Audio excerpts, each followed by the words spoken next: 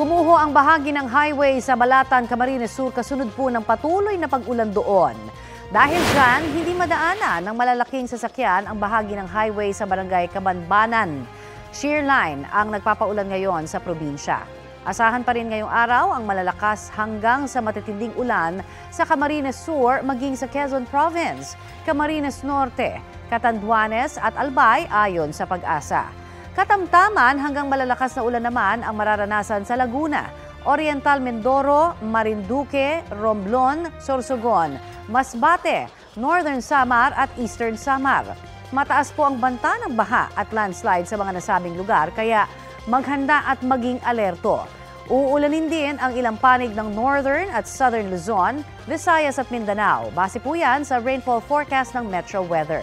Posible rin po ang ulan dito sa Metro Manila, lalo na mamayang gabi.